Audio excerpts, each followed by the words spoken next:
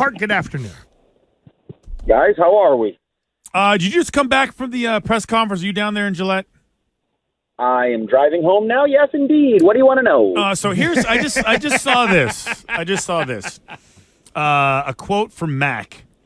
Here's what it says. One of the best things I do is my ability to communicate. Somebody told me that in the locker room, and I took that to heart. I need to do a better job of that. I haven't done that here the past couple of years.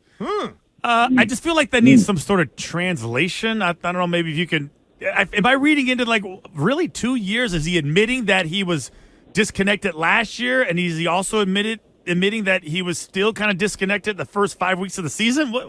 How should I read that?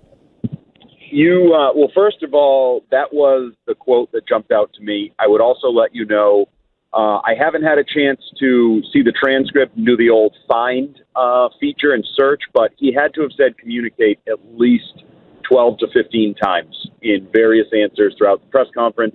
Clearly, somebody had a long talk with him this week, because I always believe you players, no offense, Christian, but you players are sort of simpletons. When you talk and there's a message like this, it came from somewhere. You're just parroting it, right? You're the conduit.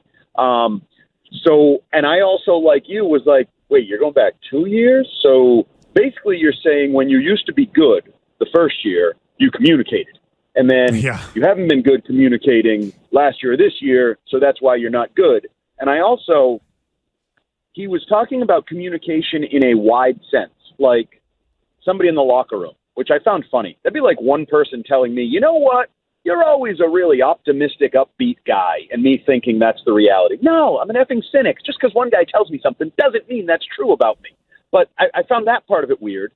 And then he was talking about, like, on the field, talking to Pop and telling Pop how he wants him to run this route. And so, because communication is a wide-ranging topic, and he seemed to mean it in all areas of the meaning, on the field, off the field, locker room. So I don't know. I don't know about you guys, but I don't feel like the biggest issue this team has had is communication. No. Does he need tell the linemen to block better, tell the receivers to get open, tell himself to throw a better ball? Yeah, red right, 0 out 40. Did I tell you guys what the play was on? It's on one. Anybody got the play? It's on one. It's on one. Ready? Now let's break. No, and I think that's very interesting. Weird. I feel like I'm like reading into a lot of things right now, and I feel like it's being confirmed. But I do think there's an aspect of series is over, goes to the sideline, talks to Bill O'Brien, does his breathing exercises. I never really see him go down the line. I never really see him hanging out with the offensive lineman, talking to the set. And I feel like I've seen that with great quarterbacks. They do, I wouldn't say communicate, I would say interact. You know, like throughout the 3 hours of the game, I feel like that's important more than anything. Sure, and I agree with you. I don't know how many times I've seen that. Now, we do this in our heads. Like, we're thinking of Brady going down the line. Let's go. Everybody's got to block better. We all got to do our jobs better. That whole thing. And it's not fair, even in our minds, to compare Mac to that. But I do believe the quarterback job from Pop Warner through the NFL is a difficult job. It's all-encompassing. Leadership, communication, support, criticism at times. Like, sometimes to be a good leader, I think you need to be kind of an a-hole. And, that I think all of that maybe he needs to do more of, and maybe that's what he's talking about, going back to his energy. Remember his first year when he was competing with Cam, one of the things that struck a lot of teammates seemingly was, I didn't know he had this much swag. They used the word swag, multiple teammates, and this much energy. And I just wonder if some of that's been beaten out of him, and he's like, I need to get back to that, where I'm interacting with my teammates at all times in the ways you're talking about, at all levels of the job. And I think it's interesting. I will say, and a lot of the other reporters were talking about this, we all kind of came to the same reaction. He was looser and more energetic in his press conference today. Now, whether that means anything or whether that's tied into this whole communicate better thing, I don't know. It's not like he was a beaten dog today after two horrific games.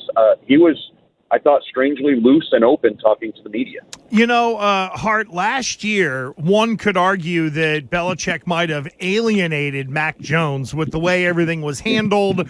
And then the whole, hey, he's not the starter, da-da-da. But this year, And I know Bill was asked earlier today, hey, is Mac the starter? And it was, yeah, we're not making any changes.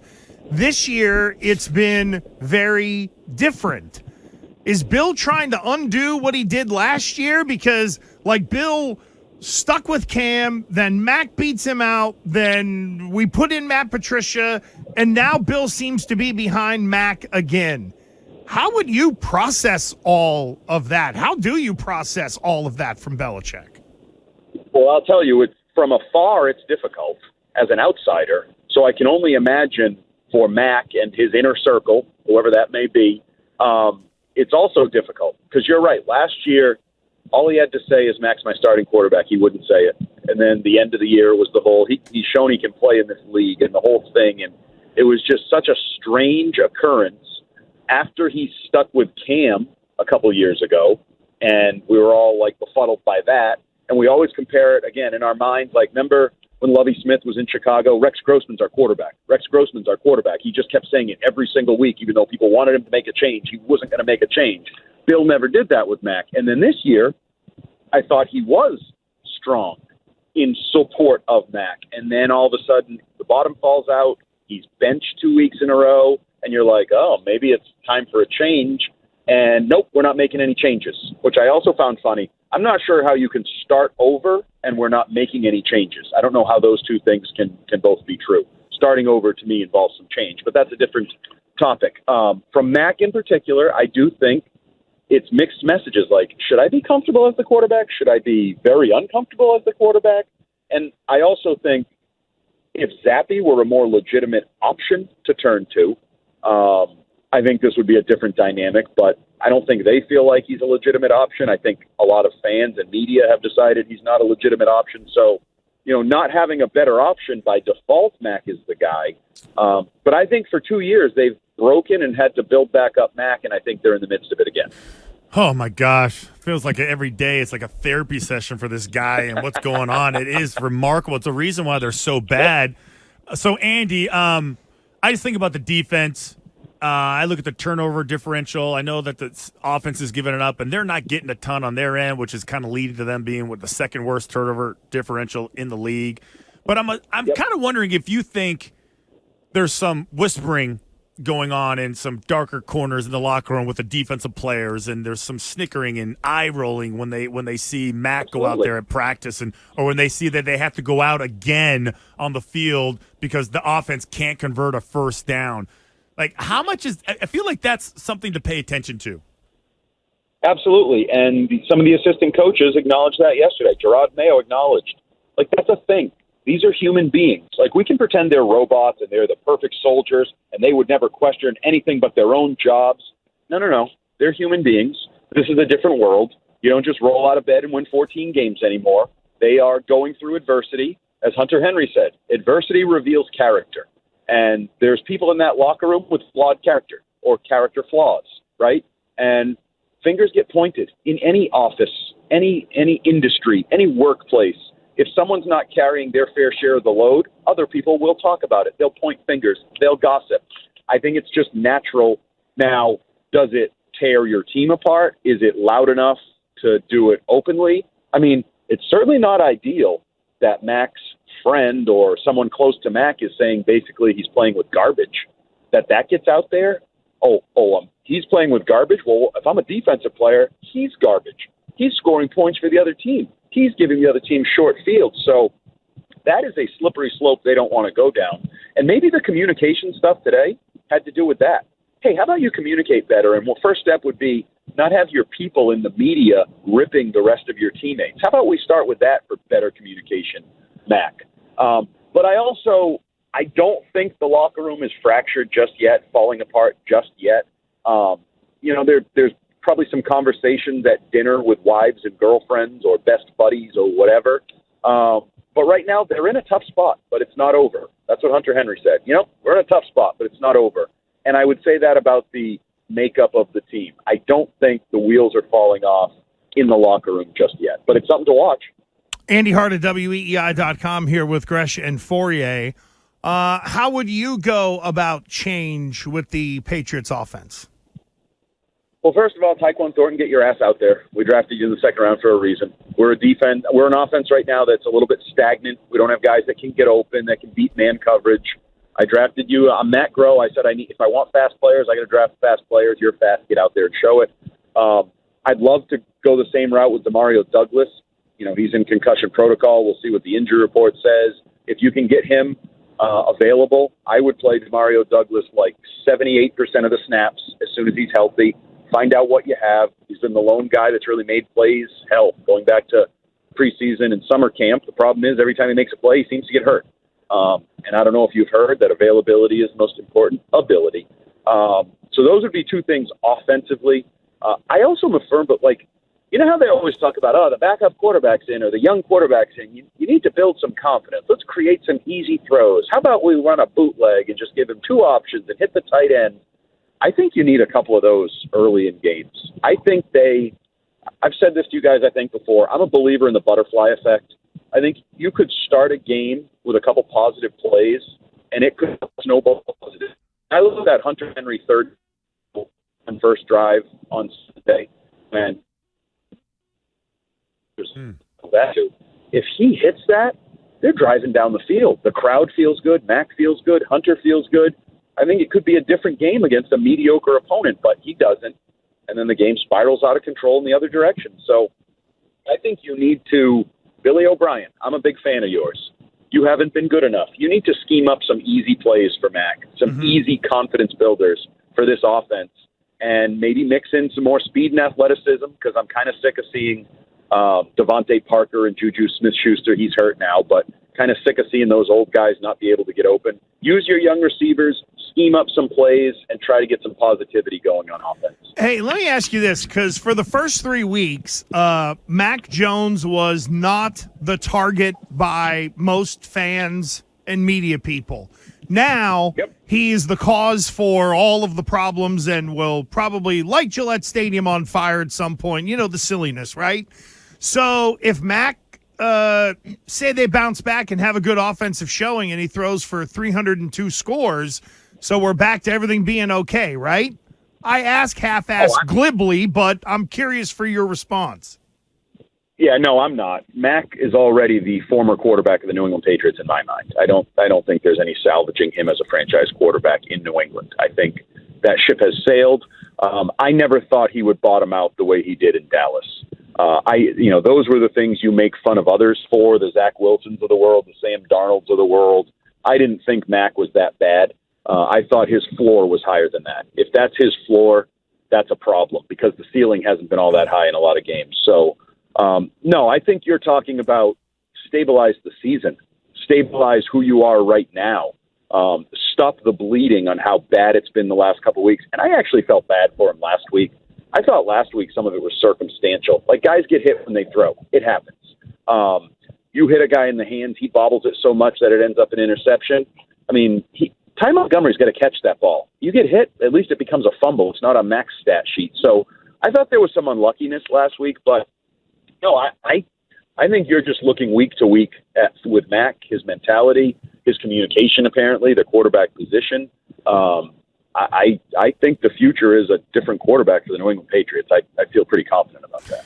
Man, I tell you, so even just listening to you, he's already the future quarterback of the New England Patriots is somewhere in college right now, getting ready for a Saturday matinee, and all you need to do to keep Mac in it is gaslight him. You got to keep him engaged. If he catches wind that he's gone, maybe he tries harder so other teams are watching, or maybe he goes in the tank. Yeah, I mean, with the way he's been up and down over the last 2 years now, those are his words, not mine, using the communication thing and the way he's done, and then the way he's been so down the last couple weeks, his mentality, his whole situation, he definitely feels like a guy that talks to a lot of sports psychologists and reads those books, so you never know where he's going to go. But yeah, Vegas updated. I got the email this morning. The over-under out of Vegas is 5.5 wins. If you take the under and you're a 5-win team or a 4-win team, you're where people have been talking about. You're where quarterbacks get drafted in the top 10 picks. And I think that's probably the direction that this franchise is going in. All right. Well, we'll see. That's a big declaration from Hart that Wow, Mac's already he's already toast. out the door. I kind of feel like he's four and on a half, something. In 4.5 he weeks, Hart will be like, I don't know. Maybe we got to talk about this. How does he say? I The don't think opposite so. is that is how does he save it? How does he save everybody's job? Win games. You know what? I know, but win games in and have it be him be the reason. But in all honesty, I Right. think the one guy that, as crazy as it sounds, could have the biggest impact in all this is Bill O'Brien. Hart mentioned it. We all thought that was, I mean, think about it. If Bill O'Brien can figure out how to get this team to protect a little bit or figure out how to get the ball out quicker, go down the road of some of the Charlie Weiss stuff, and then they start to move the ball a little bit and it doesn't look so bad, he's the guy to me that can affect the most change. Because I think, even though, and Hart, I don't know if you're just pile it all on Mac. I don't think you are. However, if they can start to figure some of that stuff out and everything starts to look better, then it's like, okay, maybe we have figured this out. Maybe we needed a bump in the road. Maybe we needed to wake Bill O'Brien up. To me, there's a lot riding on Bill O'Brien having the ability to fix this, Andy Hart. Absolutely, and by extension, I would include Adrian Clem in that. That's the a good two point. biggest additions to this team were Adrian Clem and Bill O'Brien, right? The owner wanted Bill O'Brien. They were on the same page. They brought him in. Now we needed an offensive line coach. You bring in Adrian Clem. I mean, you didn't these great linemen to improve your line. You added a coaching staff. And I always say this, excuses are reasons given by losers. It is fair to say the offensive line talent isn't good or the wide receiver talent isn't good, but at some point, if you're a big-name offensive coordinator like Bill O'Brien or you're a quarterback like Mac Jones, you have to be a positive. You have to overcome your surroundings and your limitations and your excuses. And I do think Billy O'Brien needs to do more of that, making things work. Find a way to make chicken salad. And, yeah, now I would also say his resume is much more positive than Mac's. He's got a longer track record to fall back on. Mac has one good rookie season and then 2 bad years, and I think that's why there is more falling on his plate, like, he's not really that good. He's probably running out of time. Whereas Bill O'Brien can say, I've done a lot of things in this league, in college. I'm a pretty good offensive mind, so he has a little bit more, I guess, excuse credibility, if that's even a phrase. But, yeah, he needs to get his butt in order, too. Andy Hart at WEEI.com, the Six Rings postgame show, the Six Rings podcast, and anything Six Rings. It's all Andy Hart. There it is. Don't forget Breaking Boston. Oh, yeah, that's right. That one, too. Oh, that hurts. I don't care for that tone, Greg. Well, no, I forget about it because, I mean, we got 15 things to plug. You're presented by McFarland. You're doing this. You're doing that. You're everywhere. You're in your truck. You're not in your boat anymore. Nope, I'm in my truck, and I'm on my Awaken 180 maintenance program. You're right. Everything is hitting. I was just going to say, positive lately. Dude, aren't those protein bars sneaky good? Very good. Probably too good. I feel like, have you ever seen that Seinfeld where they think the frozen yogurt is like fat-free and then they end up putting on 20? Sometimes when I'm eating those protein bars, I'm like, is this really what I'm supposed to be eating? Yeah. Like, is this advisable? Like, the caramel crunch is unbelievable. That's my favorite. That's the one. It was also a scene from the movie Mean Girls, if you've seen that. Oh. Sorry. All right. I'm a nice guy, so I don't see that. You've seen it. You know you've I seen haven't. it. Lacey Chabert made her big return in that movie, if I'm not mistaken. Lacey Chabert? Yeah, she was on one of those like Party of Five shows or whatever. Oh, really? And then showed up, I think, over 18. Big difference. Hart, we'll see you, buddy. Thank you. See you guys. We don't want to get Hart in trouble on any of that.